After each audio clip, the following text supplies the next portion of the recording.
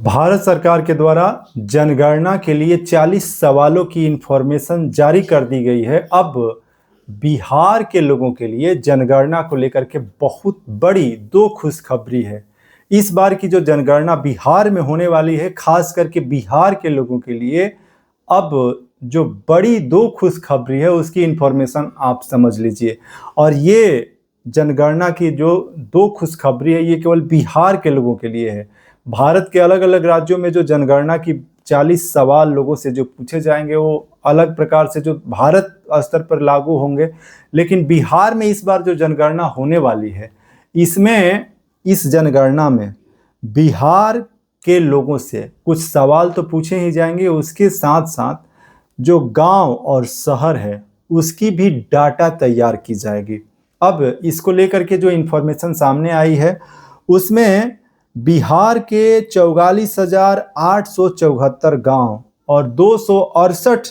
शहर की भी सूची तैयार की गई है बिहार सरकार के द्वारा। अब इस सूची तैयार करने का मतलब क्या है, तो देखिए 44,874 जो गांव है और 268 शहर हैं, तो 268 शहरों में कौन कौन सी सुविधाएं और व्यवस्थाएं उपलब्ध हैं, बिहार के 44,874 गांव में कौन कौन सी सुविधा अभी मौजूद है, इसकी भी डाटा तैयार की जाएगी। अब कौन कौन सी डाटा तैयार होगी,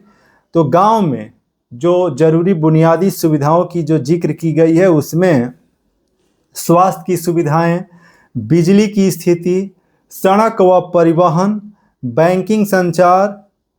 और संचार की व्यवस्था, पेयजल एवं स्वच्छता की कंडीशन क्या है, बिहार के गांव में जमीन के प्रकार किस किस प्रकार की जमीन है, रैयती जमीन है, गैर रैयती है, सरकारी है, गैर मजरूआ खास आम जमीन है, शहरों की बुनियादी सुविधाएं जिसमें झुग्गी झोपड़ी और आधारभूत संरचनाएं, मौसम, जल वायु की स्थिति, नदी, आहर, पॉइंट, जलाशय, सांस्कृतिक संस्थान, उद्योग आदि की भी जानकारी इकट्ठा की जाएगी। तो ये एक अलग प्रकार से डाटा कलेक्शन होगा। वहीं लोगों से जुड़ी जो जानकारी इस बार जो जनगणना के साथ साथ जो ली जाएगी उसमें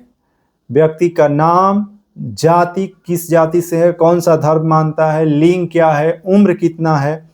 शैक्षणिक योग्यता यानी एजुकेशनल क्वालिफिकेशन क्या है, परिवार के मुखिया से संबंध यानी कि जो हाउस लिस्टिंग में जिसका नाम दिया गया था कि ये हाउस के ऑनर होंगे उनसे संबंध क्या है, जन्म तिथि उसका क्या है, वैवाहिक स्थिति, अब विवाह के समय उसकी उम्र कितनी थी, और पति पत्नी का नाम, नेशनलिटी राष्ट्रीयता, जीवित बच्चों की संख्या और महिलाओं से जुड़े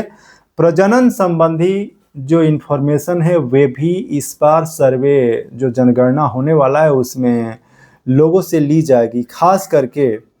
बिहार में पहली बार जो है डिजिटल ये जिला स्तरीय जनगणना पुस्तिका तैयार की जाएगी और शहर के लोगों का ब्यौरा भी इसमें शामिल किया जाएगा। अब इसमें जो इन्फॉर्मेशन दिया गया है इसमें इसका मकसद क्या है, तो इसका मकसद बताया गया है कि योजनाएं बनाने में सहूलियत होगी। तो जो इन्फॉर्मेशन ये कलेक्ट होगा उसके आधार पर एक साथ सरकार जो है योजनाओं बनाने के लिए सारे इन्फॉर्मेशन को देख सकती है, उसके आधार पर लोगों के लिए इन्फॉर्मेशन या जन कल्याणकारी योजनाओं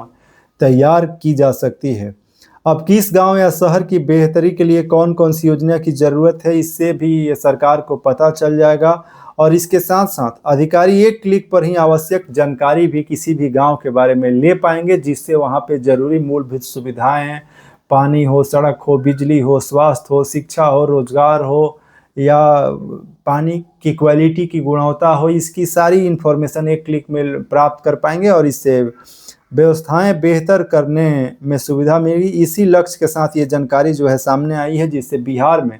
जो जनगणना 2026-27 में होने वाली है इसमें ये शामिल किया गया है। वहीं इसमें कुछ और इम्पोर्टेंट जो जानकारी दी गई है जिसमें प्रधान जनगणना पदाधिकारी को इस कार्य की नियमित निगरानी करने का भी जो इन्फॉर्मेशन दिया गया है। वहीं जिला स्तरीय जनगणना पदाधिकारी और अंतर विभागीय जनगणना पदाधिकारी विभागीय समन्वय कायम करेंगे और साथ ही क्षेत्र भ्रमण की जिम्मेदारी भी जिला स्तरीय अधिकारियों को दी गई है। तो इस बार ये सभी इंफॉर्मेशन कलेक्ट करके और इसको पोर्टल पर अपलोड किया जाएगा, जिसमें DCHB तैयार करने के लिए प्रशिक्षण का दौर पूरा हो चुका है। अब इसे तैयार करने का काम शुरू कर दिया गया है और कोशिश है कि इसे 1 महीने में पूरा कर लिया जाए। जनगणना कर्मियों को पोर्टल पर उसे अपलोड भी करना होगा। तो ये बिहार के लिए जो है ये जनगणना की तैयारी और कौन कौन से सवाल, गांव और शहर के कौन कौन सी सुविधाएं जो है या फिर नहीं है, उसकी भी इंफॉर्मेशन कलेक्ट करके इस बार जनगणना जो 2027 में बिहार में होने वाला है, जिसमें लोगों की जो काउंटिंग होगी, 40 सवाल लोगों से पूछे जाएंगे, जिसमें बैंक से जुड़ी हुई इंफॉर्मेशन, आपके voter I card, Aadhaar card से लेकर ड्राइविंग लाइसेंस, शिक्षा, रोजगार आप करते हैं नहीं करते हैं, जॉब की तलाश कर रहे हैं नहीं कर रही है, पूरी इन्फॉर्मेशन आपसे पूछी जाएगी।